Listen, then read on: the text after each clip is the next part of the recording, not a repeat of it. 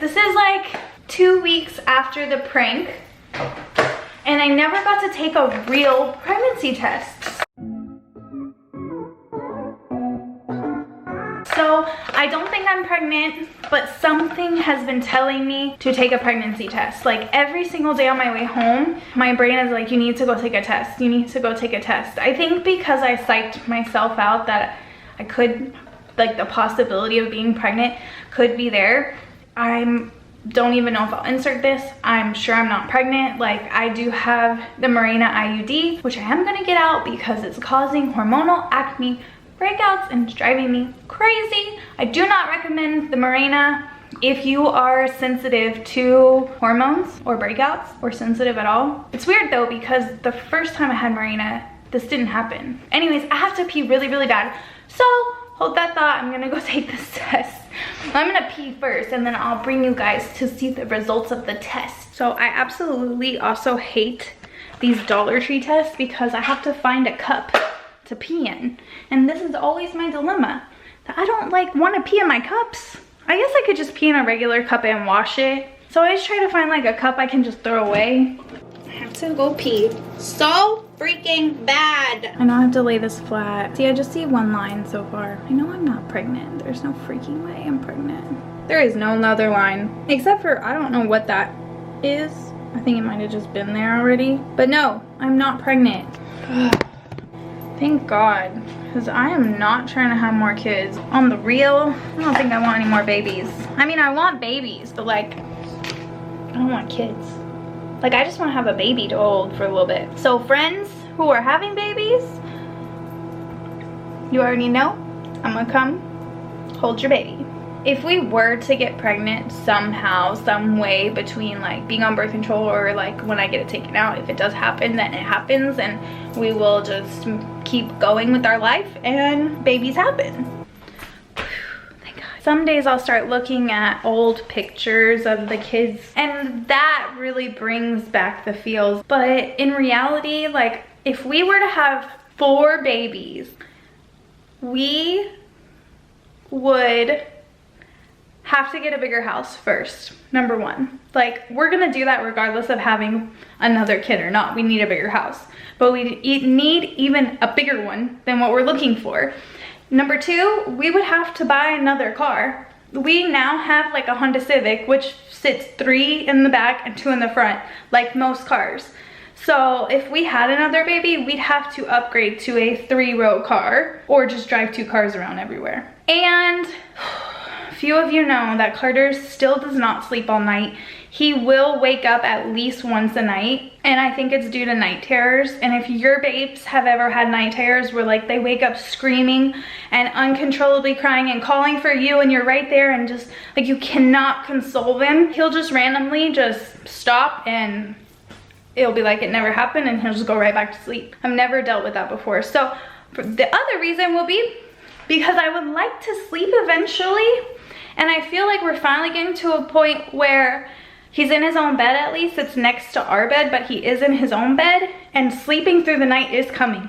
Like, I feel it in my bones. I don't think I could go through that whole, like, newborn phase again. Even though, if I were to have another baby, let it be known that you're not sleeping with me. And I will sleep train you. You will be sleeping through the night on your own. I can't take that. Like, I did so good with Aiden. I did so amazing, and I kept him in his own crib, his own bed. I was very young when I had him, and I really enjoyed sleeping, and I had friends with kids who would not sleep on their own at 3 years old, and I was like, heck no, that will not be me. My kid's gonna sleep on his own, and damn sure I sleep trained that boy. He was in his own room, own bed, 9 months old. By 9 months old, when we moved to our first place, he was sleeping through the night by himself from 7 p.m. till 7 a.m. Aiden was the best sleeper, and even when he would wake up in the morning, he would just come get me and be like, Mom, I'm hungry, and I would just feed, like, give him a little cereal and lay on the couch. He would watch cartoons for like 2 hours. He was so good. Carter's like, he woke up the other day on the weekend at 6:30 a.m. and he said to me, let's play a game. And I'm like, can I have some coffee first because it's like 6:30 a.m. Can we not do games? Can we just watch TV, please? So those are my reasons that I don't want another baby. But like I said, if it were to come, then that's a blessing and that's awesome. And honestly, I've talked about adopting a baby. That might be something we look into doing. I would love to adopt a child like a year apart from Carter. Someone who's very close to his age, even if it is 5-10 years from now. I would love to do that. And there are children, unfortunately, who are older in the foster care system, and they will probably spend their whole lives in the foster care system because they're older. So even if Carter's 8, 9, 10, 11, 12, I still want to do it. I want to give him a friend and I want to save a kid. Like, no kid deserves to be brought up like that. No kid deserves that life. Even if you are 13 years old, there can always be a new beginning, and I could really change someone's life. And this is just something that's been weighing heavy on my mind because thinking of babies and thinking of having more kids and thinking I should have given Carter, you know, a playmate right after he was born, maybe had another baby, and just feeling all kinds of guilt. Now I'm like, well, there is adoption. Like, sometimes adoption I think can be very expensive, like if you're on the hunt for a newborn. But I also think that there's lots of foster care programs where it doesn't cost anything, that like all it's gonna take is you being willing and having a loving and supportive home in this space. So like there would be no way we would adopt now, but in the future, 5-10 years from now, that could be a possibility. Something that I would really want to look into, because I do feel bad that like Michaela and Aiden are so close because they are only a year apart. Luckily I was blessed, you know, in that where I didn't have 2 kids back to back, but I do have 2 kids who are only a year apart. But I feel bad for Carter. He's like on a whole nother level than the kids.